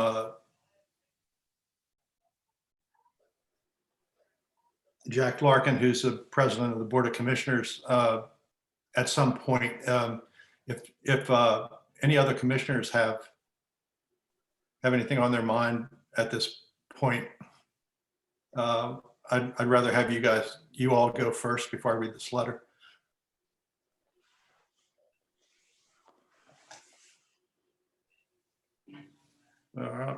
This is from Jack Larkin to Steve Norsini. Dave Falcone asked me to reach out to the Planning Commission regarding his impression that the board had accepted the narrative that Devin Toohey, the developer for the eastern lot, has failed to meaningfully engage with residents regarding the proposed development. I understand that as a result of this perception, at the last Planning Commission meeting where the plan was discussed, the developer was asked to do additional work to engage with the public. I cannot opine at this stage whether the plan itself is approvable, even assuming the board accepts the map amendment, which is a prerequisite to approval. Neither will I at this stage opine as to whether the plan is good. I am interested in hearing planning's position on both questions before formulating my own.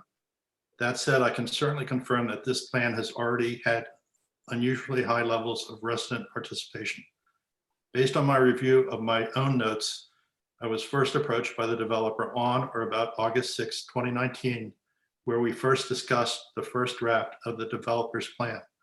I made general suggestions based on my knowledge of the area, which I am pleased to report that the developer took seriously, and many of which were incorporated into future iterations of the plan.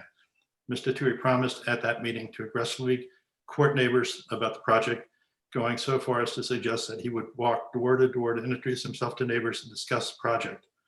On January 3, 2020, I published an email newsletter advising the public of the general concept for the development, which goes to about 500 people.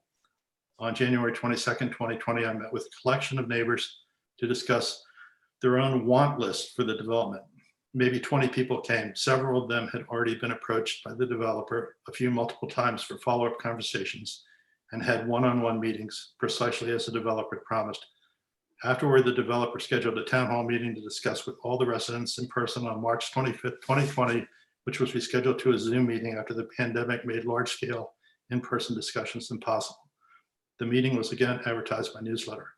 I wasn't invited and am unsure of the dates, but I know the developer met with the MWPA at least once, and emails that were sent to me suggest there might have been 2 meetings with the MWPA. The developer has also been receiving and responding to emails directly from those residents. The emails frequently include large swaths of the neighborhood by carbon copy. I think they are the pandemic-friendly version of the one-on-one meetings that the developer began when it was still safe to meet in person. Based on the law of large numbers, I'm certain that there are people who weren't home when Mr. Tui knocked on their door, aren't on my newsletter distribution list, and didn't get CC'd on emails from friend, and who now, in spite of good faith efforts of all involved, feel like a development is being dropped in their neighborhood without any notice to them. That's unavoidable. In spite of that, the developer has, in this instance, worked hard to get notice to and feedback from every neighbor. While the project should be subject to every scrutiny on its substantive merits, lack of engagement is not an appropriate basis in this case for the project to continue to progress. By the way of final note, part of my willingness to write on behalf of the developer in this case stems from my perception that the strong majority of the neighbors are cautiously interested in the development and not opposed to it. One of the comments at the January 22nd, 2020 meeting has stuck with me, and I think well sums up the general feeling in the neighborhood. I can't recall it verbatim anymore, but the gist was this. If there were an existing development on the site with well-built homes that fit into North Wayne's aesthetic, lived in by our neighbors and friends and neighbors, would we want that? Would we want that development demolished in favor of a parking lot? If not, why wouldn't we want to turn the parking lot into that development? Yours, Jack Larkin. So there, that's from the BOC president. Dave and Rob, what do you envision will be the next steps, like as you proceed for us, for the planning commission? So the next step for us will be to clean up the plan a little more, get the comments down, Matt, on the letters from the consultants, to really those issues that will come forth after the plan moves forward, things we can't address at this point, as well as to get a draft of the restrictive covenant to you all, to the neighbors, to your solicitor, to the Board of Commissioners, and get sign off there so that it can be recorded as we get closer to this plan being in front of the board for action. We see those as the next steps, and we hope to accomplish much of that this month so that when we get back to you next month, we'll be in a place to ask for your recommendation.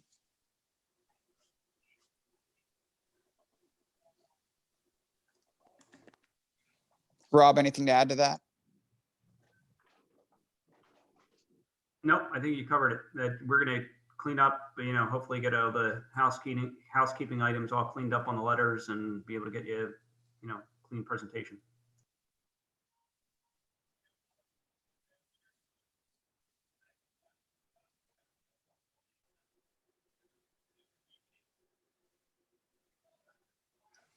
Any other commissioner thoughts?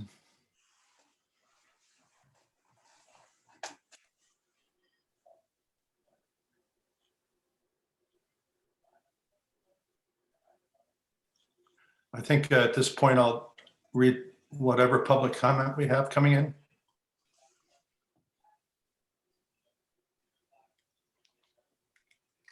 Trish, I have Barbara Kraus. Let me get there. Hold on. I'm showing Richard S. Rank at 6:42 p.m. Actually, I'm showing. Barbara, I'm sorry, yes. My apologies. We have, I believe the first one is Douglas McCone at 6 That's o'clock correct. p.m. That's correct. I don't have anything from Doug McCrone. I have something where he wants assistance, but I don't see a letter from him. That must have been before you were elected, sir. I can take that one for you. Great. Eastern Property Development comments, Mr. Douglas McCone. Comments on the development at the Radnor Street Road and Walnut Avenue, Shimoni Road, parentheses, Walnut Avenue, the Eastern property, Douglas McCone. It is important that Radnor Township set the precedent that parcels like this should be zoned or rezoned consistent with adjacent communities. Then, if the owners or developers want to do something different from the surrounding community and zoning, they can request variances. While this adds some complexity and perhaps an additional process step or two to any development that is inconsistent with its neighboring properties, it does protect those neighbors and allows them to have substantial input to the development plans. The key is that the acceptability of any development anywhere in Radnor Township is under the control of the township and of its residents. That precedent is quite important. Because this property is being divided into plots similar to Paul Road and further east on Walnut towards Shimoni, this property in its entirety should be zoned R1 to be consistent with the rest of the properties that are developed in the same way. If they were to be developed in a grid pattern similar to Beech Tree and the first 2 blocks of Walnut, then an R2 zoning might be appropriate. Once properly zoned, the developer can request the variances needed in accordance with our normal procedures. In this case, they are very likely to be granted, but that may not be the case with other sites in other locations in Radnor's. A homeowners association, HOA, has been proposed.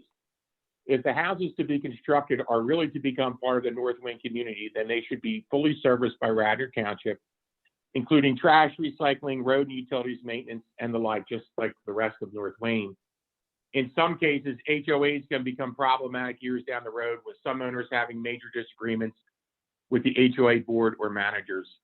It would be better for these new community members to be able to approach the township directly with issues rather than have to deal with an HOA board, and for the township to deal with residents directly rather than through an HOA.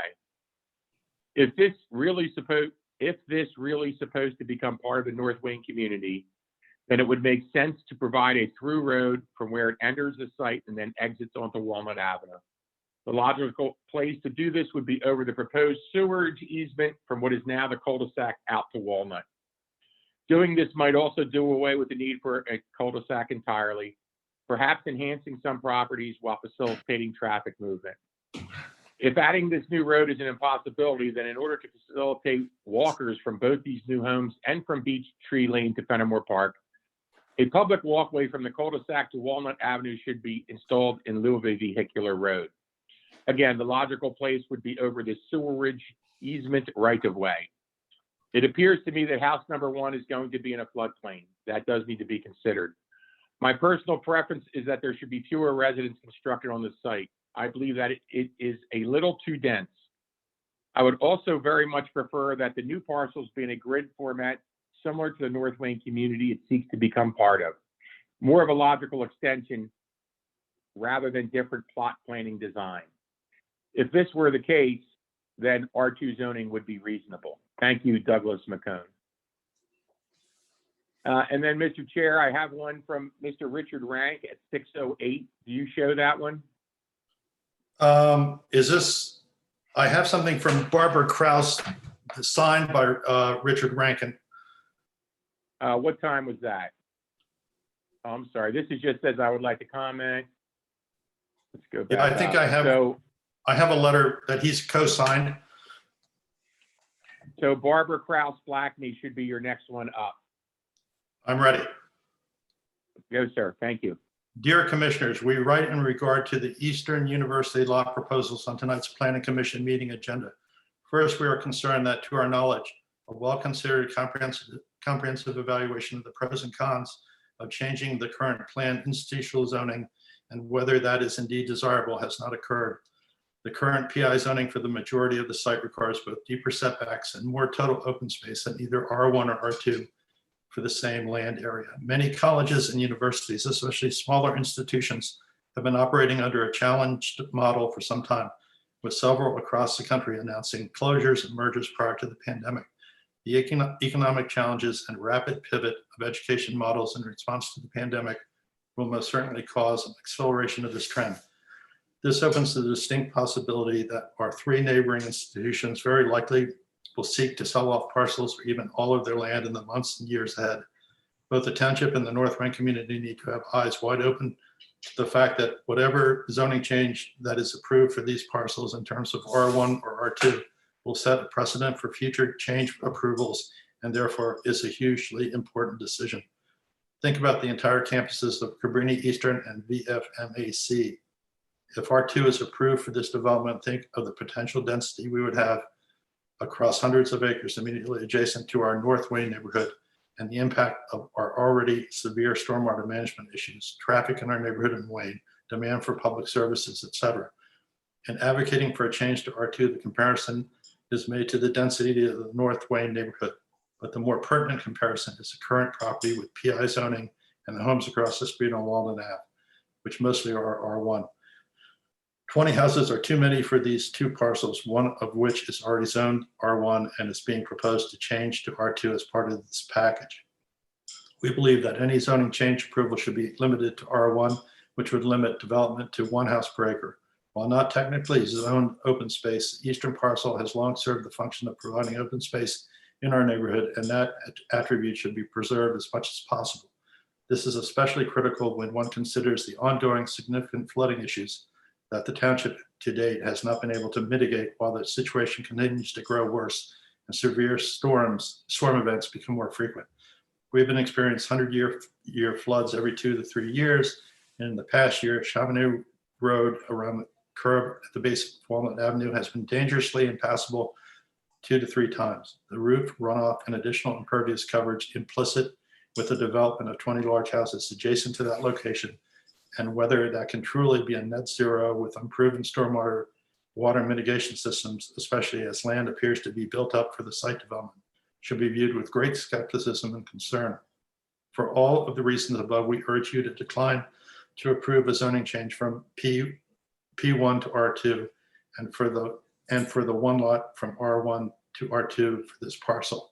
Sincerely, Barbara Krause Blackney, Richard Rank, and Brooke McInnes.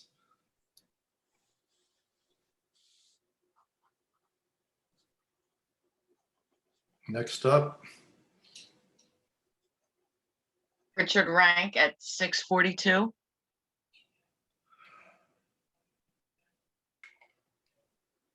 I don't have that.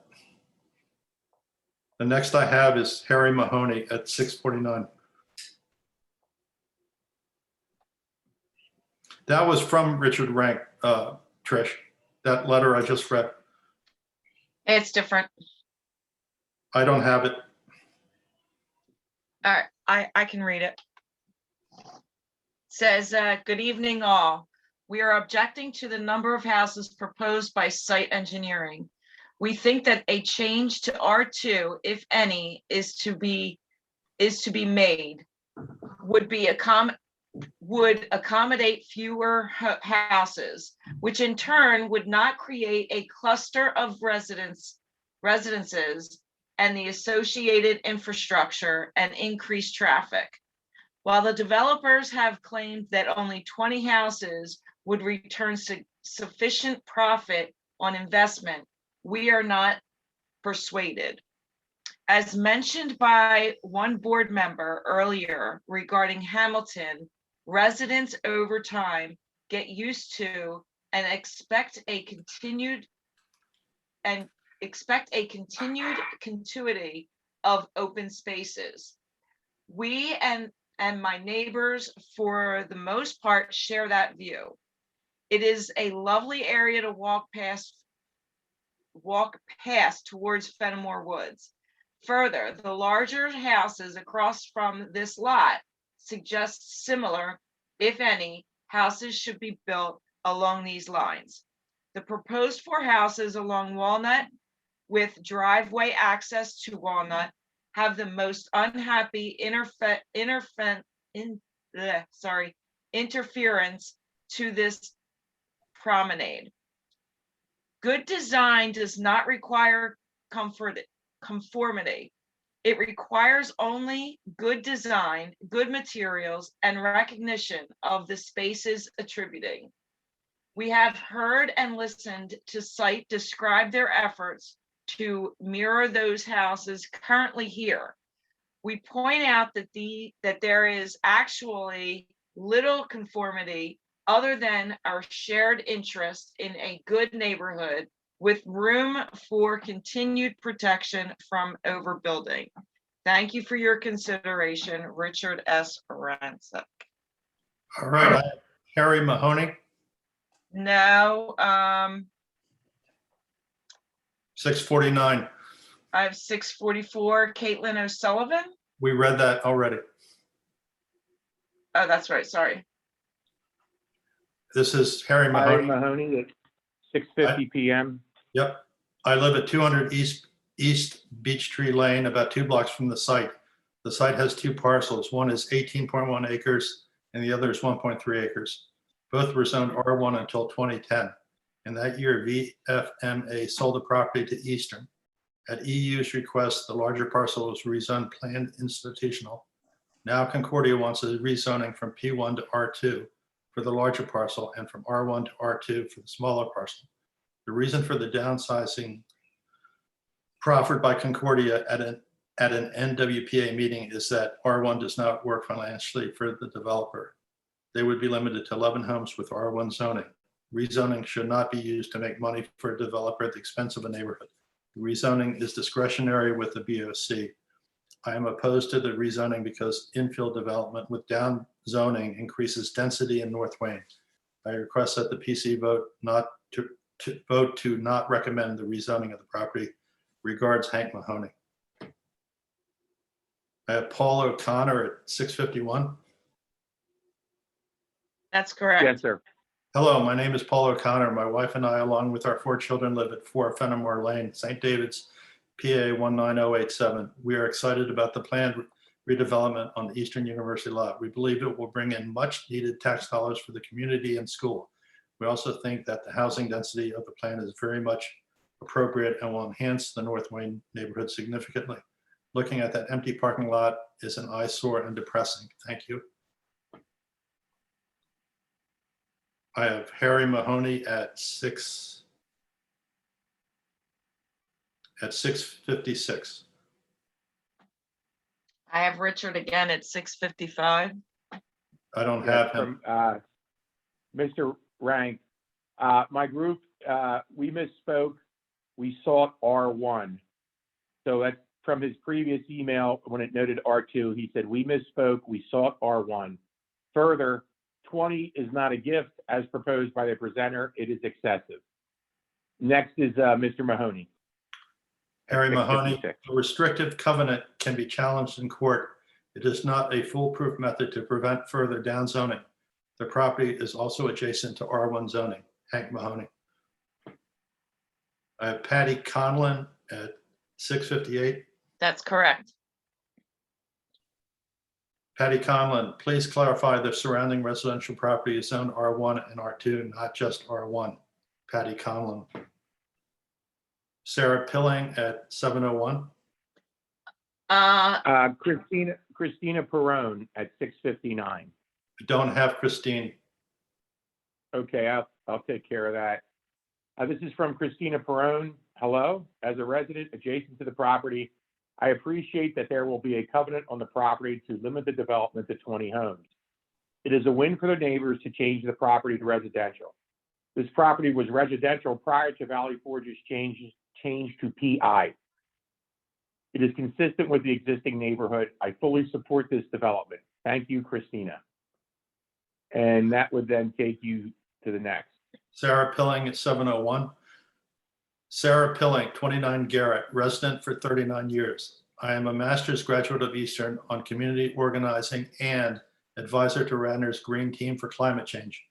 We trust that both Radnor and the developer will take advantage of opportunities by both tax credits, rebates, and to increase the initial value of the properties and to enhance the value of resale by increasing insulation, utilizing new windows that protect both heat and cold. Consider all electric rather than fossil fuels, roof type for solar or geothermal heat, EV chargers installed in every garage, and other methods to remediate for climate change. Patty Conlon at 708. Yes, sir. As a close neighbor to this property, I'm okay with the R2 designation provided the covenant deed are binding to just 20 houses. Will these houses be not more than 35 feet tall per R2 on the front and backside given the slope? Patty Conlon. So we missed Douglas McCone again at 706. Oh, I can read it. It just says, please educate me. Is a restrictive covenant incorporated into the deed to the various parcels? If not, how are they enforced? Douglas McCone.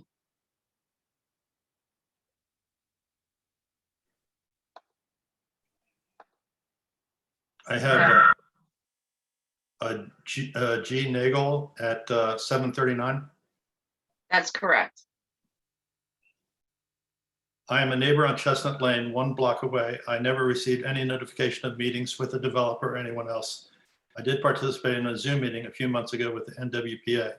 My impression from that meeting was that there was substantial opposition to this plan. I believe this development will add significant traffic and will be detrimental to the neighborhood. George Nagel. I have Doyle, Thomas James Doyle at 753. Kraus Blackney again at 739. I'm not picking that up, Trish. I'll take that, sir. So these comments are from the presentation and interaction with the commissioners as an addendum to my pre-submitted letter for public comment. To represent the site as a parking lot is not accurate. The site is at least a 100-foot landscape buffer for the neighborhood. This format of not being able to comment live in person in the Zoom room does not work for your constituents on matters of importance as this. Please make sure that all of the neighbors receive the covenant for review. Not correct. Many of us are concerned about the R2 zoning change because of the precedent it would set for all of the neighboring institutional properties that could request the same in the future. Look at all the PI on the map they just shared. To cite the 14 homes compared to 20 is misleading without discussing the comparative footprint, night and day. It is not an enormous parking lot. Again, that misrepresents the site. It seems very premature to discuss the development, appear before all the various commissions before the zoning issue is resolved. Is this a done deal? Not all neighbors who have shown interest in the outcome of this rezoning and development proposal have been included in these follow-up communication loops. That at least explains in part why the feedback report is overwhelmingly positive. This is the third time I have heard the site referred to as a parking lot. How can that be when we are also citing the 14 homes on the site and the great group of trees that need to be preserved? Barbara Kraus Blackney. I have Doyle Thomas James at 753. Now we have Matthew Marshall. So I'll read that one. So this is for Matthew Marshall. Dear Planning Commission, is a sidewalk from the West Campus development to Fenimore Woods even possible? We have a stream crossing between Marino's, north side of Walnut Avenue, and Karen Ryan's south side property. I'd be surprised if the township would allow Walnut Avenue to be narrowed in that section where the line of sight for vehicles and pedestrians is already limited for walking and biking. Unless the township allows Confortis Group to build another foot crossing over Marino's streambed, I don't see how there could safely be a sidewalk in that location. The steep slope of the property at the intersection of Walnut and Paul Road will also be problematic for sidewalk construction. Let's not increase the safety risk to residents who routinely walk on Walnut Avenue unless there is a dedicated walking, biking path separated from vehicle traffic. In my opinion, a walking trail for residents on the interior of the West Campus development makes the most sense, even if the township needs to restrict access to the intersection of Radnor Street and Eagle Road. Thank you for your contribution towards a safer North Wayne. Matt Marshall. Okay, this is TJ Doyle. Dear Commissioners, my name is TJ Doyle. I live at 7 Fenimore Lane in St. David's, PA 19087. I'm sending this email in support of the development. I believe the developer has performed a tremendous amount of work to come up with a well thought out plan that incorporates feedback from neighbors. The site as it exists today is an idle asset, and I look forward to the day when it's a vibrant part of the community and contributing to the surrounding neighborhood and economic vitality of our community. As I walk my dog, go for a run or walk to town, I often imagine this parcel in its completed state and how this project creates a critical link from my street to the rest of the community. The density of the project is more than reasonable and creates lots that are fitting with the surrounding area and conform to what the marketplace desires. In addition to the benefit of additional real estate tax revenue, I agree with the statement that we would never vote in favor of a parking lot over this perfectly reasonable plan. I'd also point out that but for a few homes in the neighborhood, Had our predecessors taken a more restrictive approach to density, most of the houses of those not in favor of the plan would not exist today. In closing, I support the proposed zoning change in the development of 20 units. Thank you. Looks like I That's all. have another Matt. No, Matt. no, that's it. Okay. So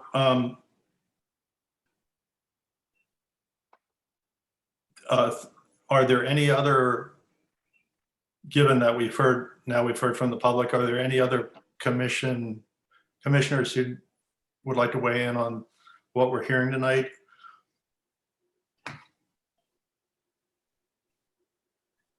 So Matt, I have to admit to be having lost track here of what it is we're trying to accomplish tonight. Oh, I think, Stephen, that we're just trying to hear a more fulsome explanation from the development team about what they plan to do, and how that the zoning change and the plan development are in a tandem with, you know, they're with each other, they're bound to each other. And I guess if the development team is finished tonight, I mean, I imagine they're going to come back next month with more explanatory information about different aspects that we might have heard about tonight, about sidewalks and a new access to Fenimore Woods, and that the trail inside the complex that, if I understood correctly, would be open to the public. And there'll be, I guess, more staff feedback and comments and their reaction to that. So I think it's just, we're just listening. We're just listening and chiming in when we think we have an important point. Okay. Yeah. Mr. Chair, just so you know, one additional email just came in from Christina Perone. There are approximately 20 homes on approximately 20 acres, which is collectively equal to R1. Developer has tried to keep the trees. I would prefer to look at the beautiful homes versus the parking lot. I believe we should be supportive of this limited development. Thank you, Christina Peroni. Mr. Falcone, I assume you're still on because I can't see anybody. So I am. Am I correct? You were not looking for recommendation tonight? Is that what you said? It was more just informational? I just wanted to be clear on that to provide definition for the commission. That's right, Steve. Yeah, we are not looking for a recommendation tonight. We understand that we have to come back. We've certainly got to get this restrictive covenant in order and in place so that the commission can see it, the solicitor can see it, the neighbors can see it. We see that as a pretty driving force around this to give the folks some comfort there. We would like, however, to get feedback from the Planning Commission to the extent there is feedback to be given as to where you see this plan, how you feel about the proposed map change, how you feel about the proposed development. So, you know, we've gone down the path with the neighbors and with the Protective Association. We've spoken to the commissioner, and you know, we are really kind of in a receptive mode now to hear from you all. To the extent there are, you know, concerns, we want to try and address them. If you think it's a good plan, we want to hear that as well. We want to know where we're headed here to some extent. Dave and Rob, I do a lot of site visiting for both shade tree and planning. Would you be interested in having anybody from the Planning Commission for a short site visit, just to walk around the property and get a sense of it, so that we have a 3D feel for this instead of just looking at a map? Of course, Matt, we are welcome to hosting any member of the Planning Commission that would like to take a site visit. We would absolutely welcome that opportunity. Great. Well, why don't I put something in email to you, and then we can maybe get a suitable day and time. We'd like that very much. Great. Thank you. Dave, I just had one question for you. Sure. And it follows up on one of the public comments that we just heard. As far as a homeowner's goes, is that something that would handle, what would that handle, I guess, in this circumstance? Because I thought the road was going to be a township road. We do intend to dedicate the road. What we would like to see that association do is really maintain those sidewalks, make sure that they're free of snow and ice. I mean, we see tonight's a good example. And really, I think it could also handle some landscaping, making sure all of that is kept the way it's supposed to be kept. So really, the idea there is to keep the community beautiful and safe, and really, and to maintain stormwater basins. So all those things that are important, that they continue, and that there's no kind of hiccup that an owner gets maybe a little delinquent on that and creates a problem. We want to ensure that those things stay in the condition they're supposed to stay in.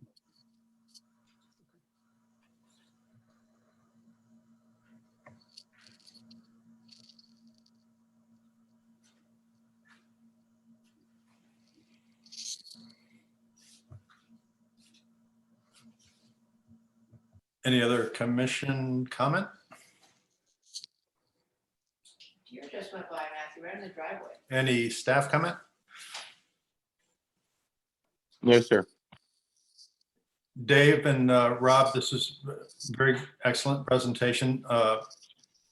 Thank you for taking the time, taking the care, and walking us through this. And I, for one, look forward to seeing the site with you guys, and any other commissioners are welcome to come. And I'll put out a message to that extent. If that's all we have tonight, then we'll see you next month. Sounds good. We'll look forward to that site visit with any of the planning commission members that want to take it. We'll welcome that opportunity. Great. Thank you, Dave. Thanks, Matt. Thanks, Rob. Thanks, everyone. Thank you. So I think that's it for the agenda, except for old business, new business, right? Correct. Do we have Steve, any old business? I don't think so. New business? Yes, we do have new business. Steve, do you want to take care of that one? Yeah, sure. So I guess the past few planning commission meetings have been at 6 p.m. versus 7 p.m. It seemed like it was working for the group. So the staff want to know if that is something we want to move forward with through the rest of the year. If it is, we'll make sure that's noted on our website. It's always noted on the agenda what time the meeting is, but if we're going to, if you want to do that on a permanent basis, we would say, okay, why don't you take a vote? As far as the pandemic goes, I have, I don't know how long we'll be doing virtual meetings. I anticipate it will be some time, and a lot of that is really up to the planning commission. So that is the one item we'd like to ask. Would you like to keep it at 6 p.m.? If so, let us know tonight, and we'll make that change permanent.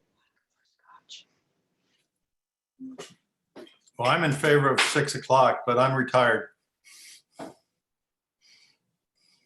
I'm fine with 6 o'clock. During the pandemic, I'm fine with 6 o'clock. Yeah. Lane, if it was not the pandemic, what would be the earliest for you? 7 o'clock. Okay, thank you. Well, why don't we put it out this way? As long as we're doing virtual meetings, does the commission want to meet at 6? And then you can address it later if you wish. I'm just trying to accommodate everybody. Yeah. Sounds like a plan. Yeah. I'm fine with that. Yep. Dave, are you okay with that? Yes, I'm in agreement exactly with what Lane said. Did we lose Elizabeth again? We did.